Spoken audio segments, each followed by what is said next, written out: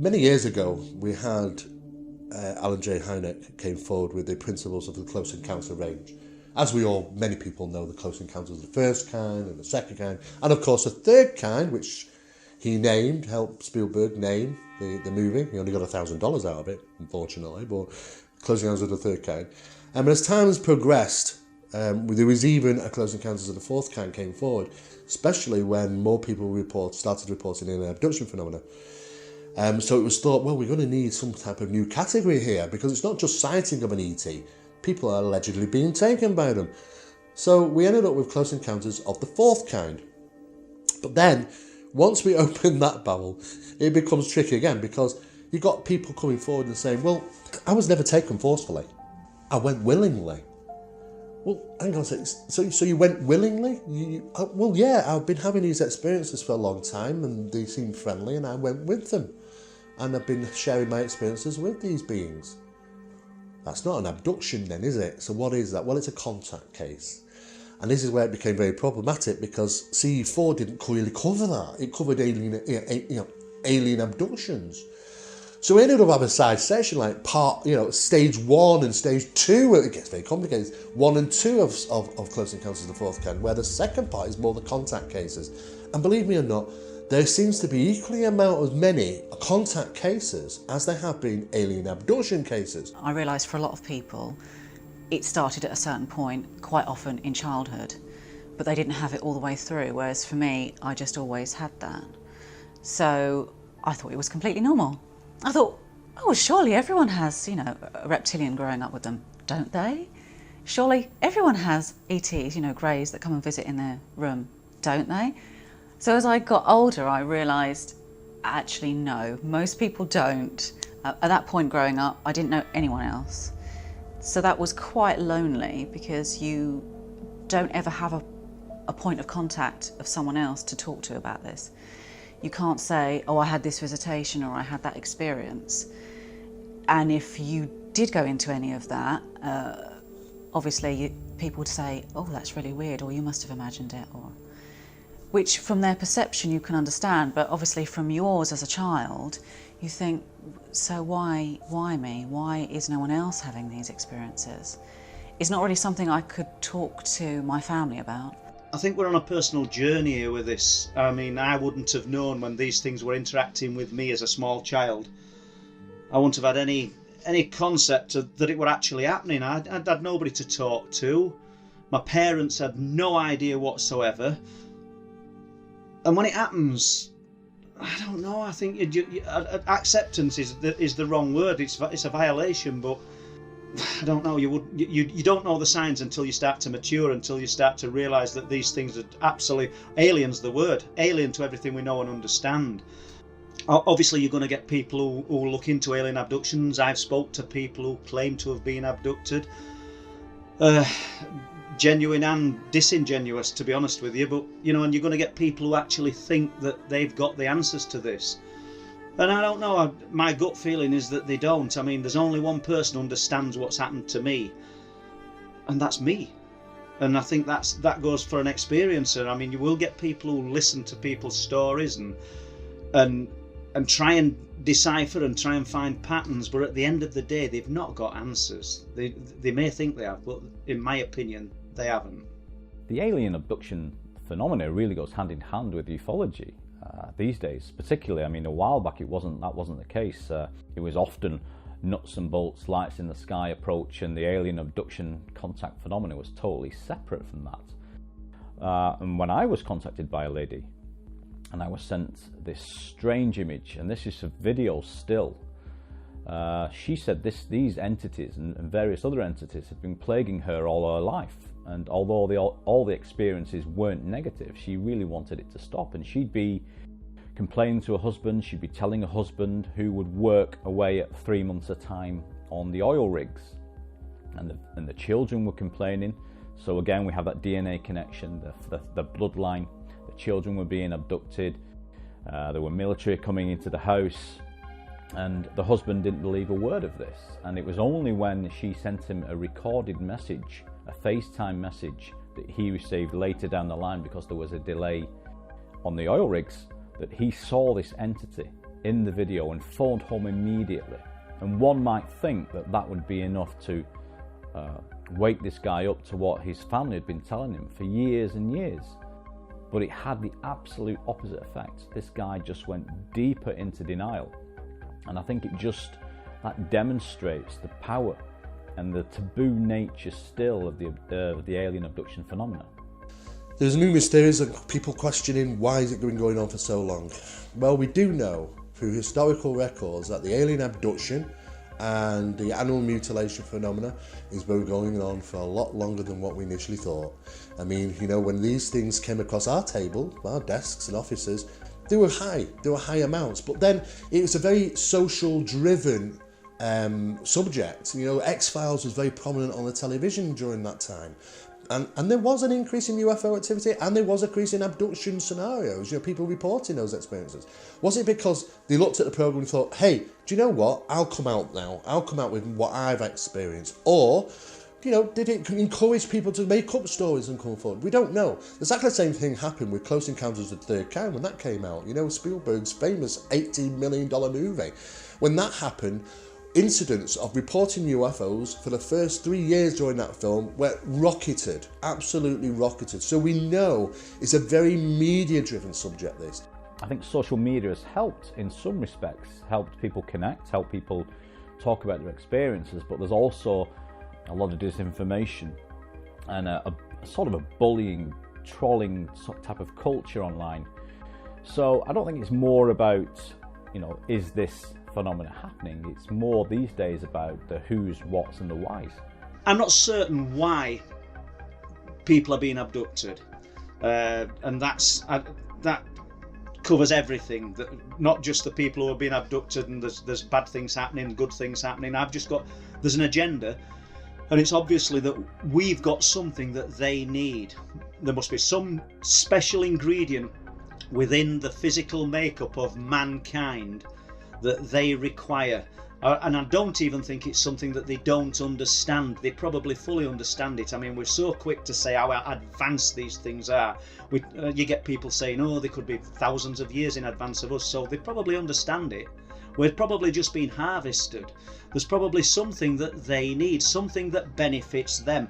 It could even be emotions. I've always thought emotions and emotional states seem to facilitate happenings. They seem to evoke things, and it could be the fact that we are able to create love, laughter, tears, emotional states. It could be just something as simple as that they like emotional states. The fact that they put me in complete and utter terror and fear as a child is an emotional state that they may have derived some pleasure from.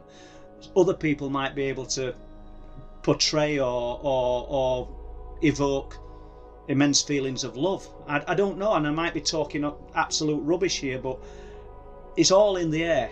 None of us really know. I think the animal mutilations are a bit of a mystery. There's still a number of theories out there, but I certainly think there is a link to human abduction. There may even be a link to missing people. I mean, that's something that Paul Sinclair looks into here in the UK, and everybody's familiar with David Paulides, but Paul Sinclair's been doing that for a long time.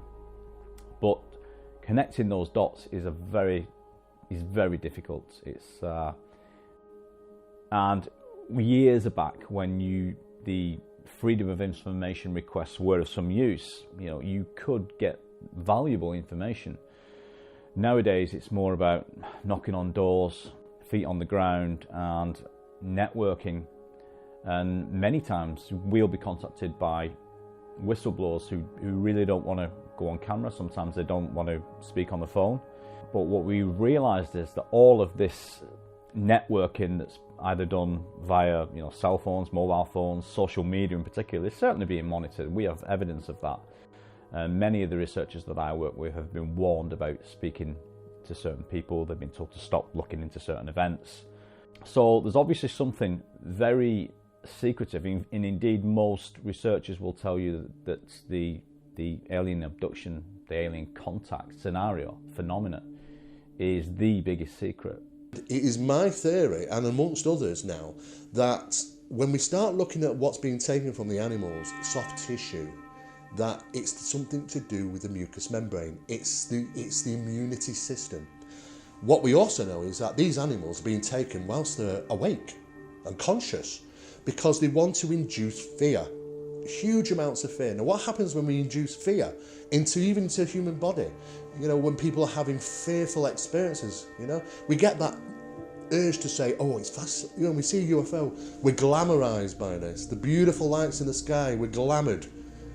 And of course, what we're not being careful about is about what we really should be doing. Our warning mechanisms, our survival sense is saying, hey, get the hell out of there. When in fact we're glamoured and going, oh, I'm taking a step forward when we should be taking a step back. People do have bad experiences. You know, it's not all love and light, this phenomena. And the thing is that when it comes to the cattle mutilation and other animal mutilations, it would seem that the soft tissue is where areas will congregate of the immunity system, the mucous membrane.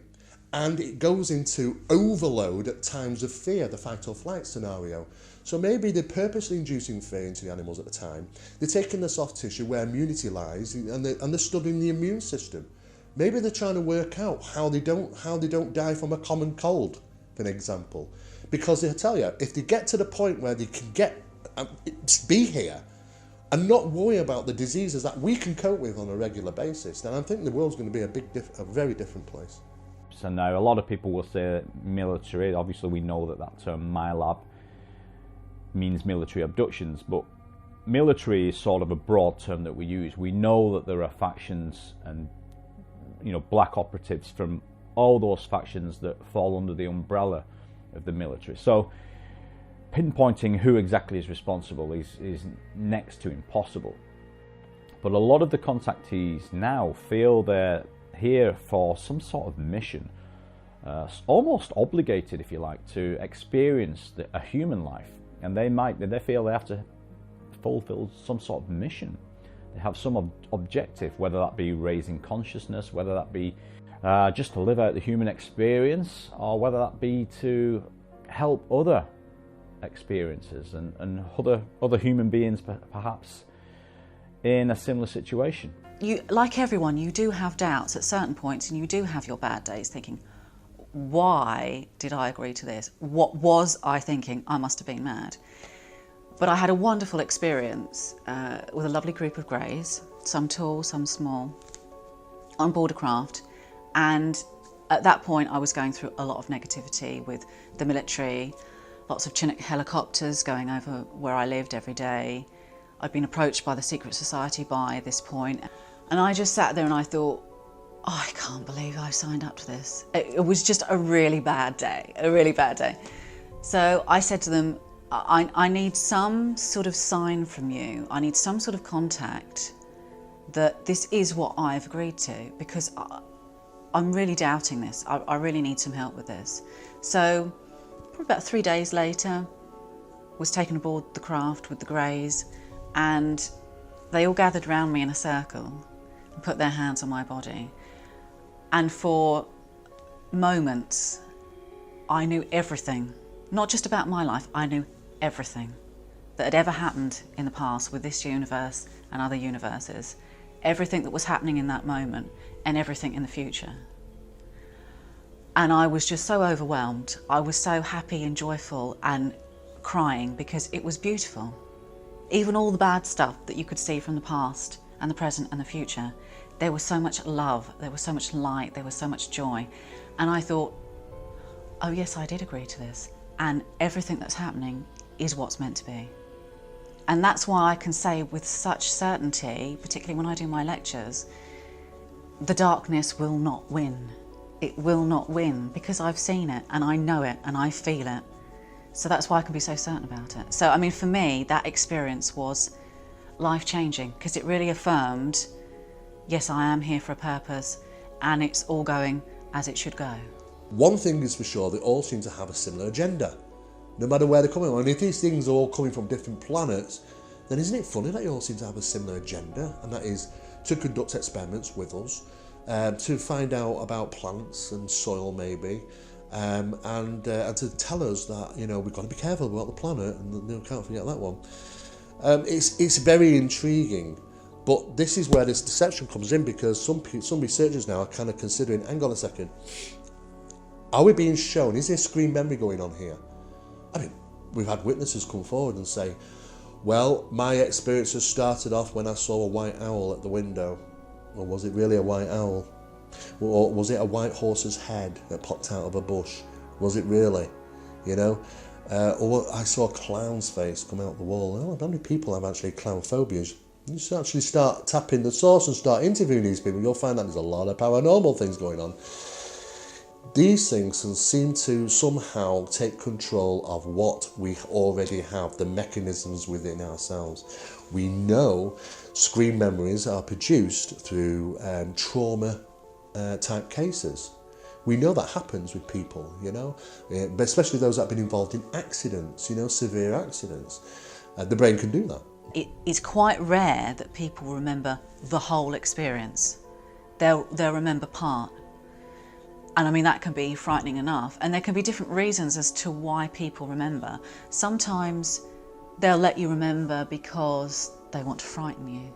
It's, oh, so you've been naughty, you've been bad. So we're going to let you remember a little bit, just to frighten you enough to stop whatever you're doing.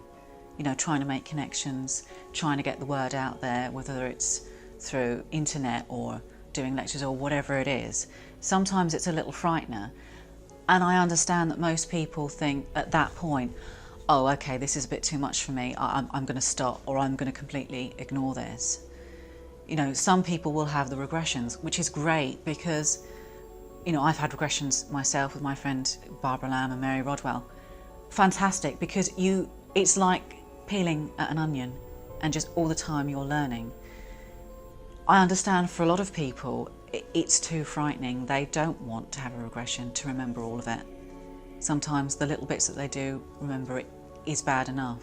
Probably something like 90% of all genuine, and I really emphasise the word genuine experiences, will have had MyLab at some point, because the human governments are absolutely determined to find out what it is about individuals that makes the aliens interested in them, and they want to find out what they've seen, what they know, and it's a big game for the Earth governments to try and catch up with the aliens to see exactly who's been interacted with. I have one experience which I went public with 3 or 4 years ago, which is 1971, where there were humans involved in what was going on, and they were dressed in white coats. They were doctors, but it wasn't their show. In other words, they were involved, but they weren't actually allowed to touch me. With most MyLab situations, true MyLab situations, the abductee will get taken to an underground base, and it's usually an underground facility, and humans, military Earth humans, with aliens in present will deal with them, and it's often the humans that will incapacitate that individual and then do what they need to do with them. So the point about MyLab is that in some cases they're working with the aliens for the aliens' agenda, and in other cases they're working behind the aliens' back, attempting to understand what it is about these certain humans that makes them so precious to the aliens. What I found that I hadn't discovered before was the most traumatized, the most scared, were ones that seemed to have a different kind of experience called MyLab. And this is the military orchestrated abductions. And these are ones where, you know, their trauma was off the scale often, and they didn't know how to deal with it, because it's one thing blaming it on ETs, it's another when you understand that there are people within governments that are orchestrating this kind of experience, and there's a lot of agendas that go with that. And I have now met quite a number, not only in America but in Australia and the UK, that have this MyLab adjunct to their ET experiences, and sometimes it's very hard to separate them out. Some of these deep black elements of the military are working in collusion with non-human life forms, some of whom are reptilians. Also, they work with some of the Greys and a variety of other beings. I encourage the viewer to check out Dr. Carla Turner's book Taken, Inside the Alien Abduction Syndrome, which still stands a test of time. That book came out like in the late 90s, but it still holds up. It talks about 8 different women who were alien abductees who were also being taken by different factions of the military. And all factions of the military seem to be involved. Deep black elements of the Navy, deep black elements of the Army, deep black elements of the Air Force, along with aerospace and medical components, covert elements, where a MyLab would find themselves in some medical dispensary or medical facility, either in an above-ground installation, a remote, highly secure above-ground installation, or often is not in an underground base, where they would be examined, poked and prodded, and so on and so forth by medical personnel. So these were the kind of cases that we were coming up with. Later on, Dr. Helmut Lammer, I think he's since passed on, but he coined the term MyLabs, which stands for military abductees. Now, unfortunately, Dr. Lammer's take is that all these accounts by these people of seeing aliens were merely the result of like CIA drug-induced hallucinations, but he's wrong about that. My understanding so far has been that certainly there does seem to be some of the greys, and some of the reptilians seem to be the main ones that seem to come through with the MyLab. But what a lot of people don't understand, and it's something I've only in the last few years learned, there seems to be some that look like the greys and some that look like reptilians seem to be, if you like, grown or cloned. And these are programmed by military that are not in fact the genuine article. So that in itself, they're called programmed life forms, and they're programmed, as I say, and there is a different energy signature between those and the real ones. And some gentlemen that I've heard of testimony have said that to meet them, there is a coldness and a real sense of fear around them. It's like they really do feel very dark. And so again, it must be very hard for a frightened experiencer to be in a scenario where they're facing one of these programmed life forms and believing that this is an ET, and in fact it isn't. So it's a very, very complex, if you like, and with many layers, which was, I'm still as a researcher trying to work out. Some of these MyLabs are able to interface with certain types of ET technology. What some of the more advanced ET races have done as a fail-safe security measure is they've ensured that only certain beings with a certain DNA strain are able to interface, activate, work with ET technology. So say the military recovers a craft, but they can't even open the thing, right? What they'll do is, based on what the ETs tell them, whatever process that they use to determine these things, they will bring MyLabs, sometimes even children, to these craft and test them one after the other to see if the craft recognizes them, if you will. And sometimes the craft will light up, hatches will open up, the child will walk in there, sit down at the control panel, everything lights up because it recognizes the morphogenetic blueprint resonance of the DNA. That's what's going on.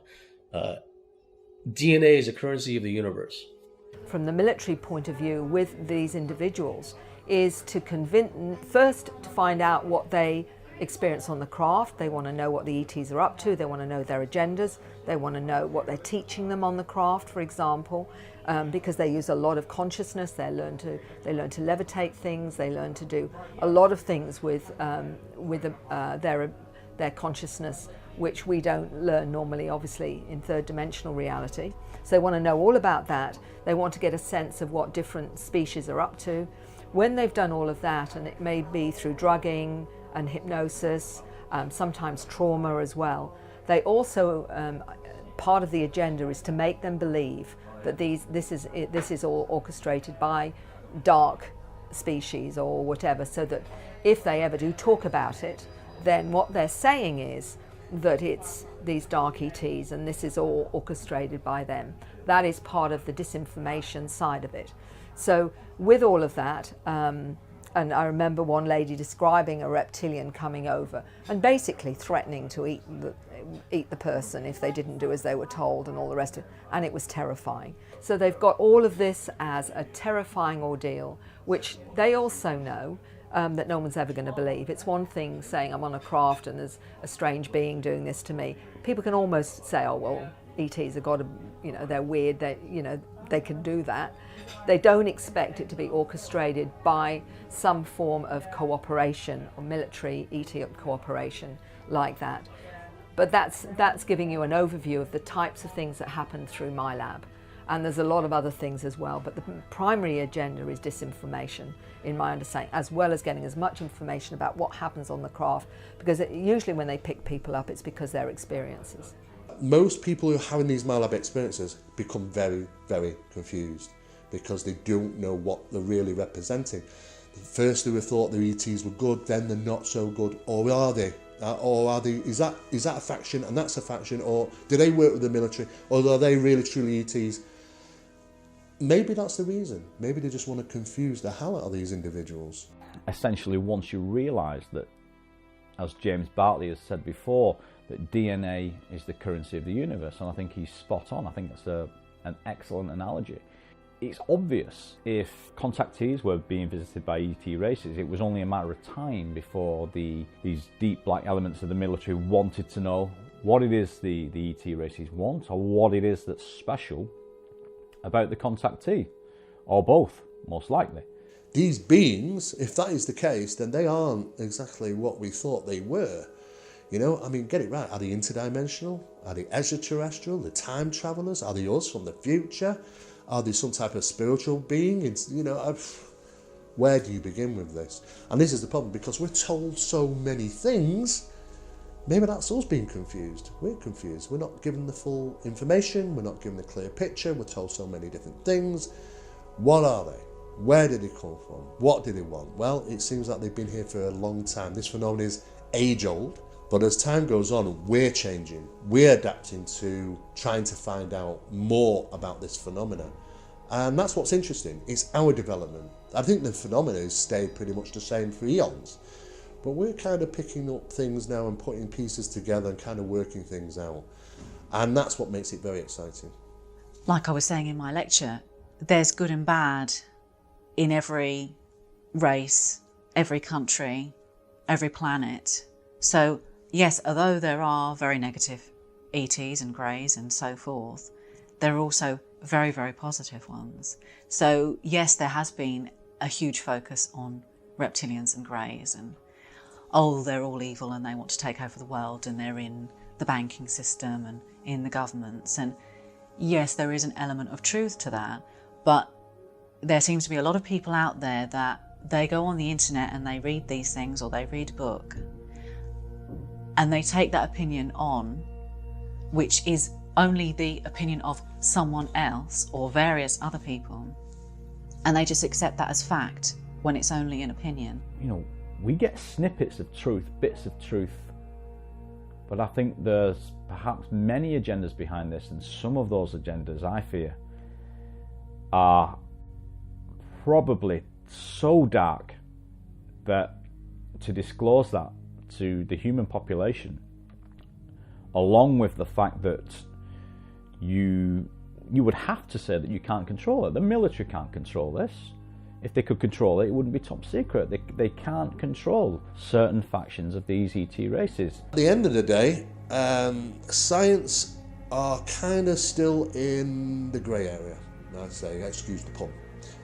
What that basically means is that you've got academics who just won't go there and just, do you know what, I'd give that a miss.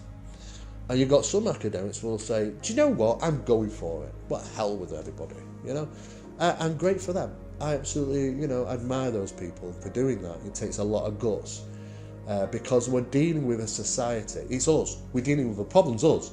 We're dealing with a society that are quite happy to cast stones at people for a different way of thinking.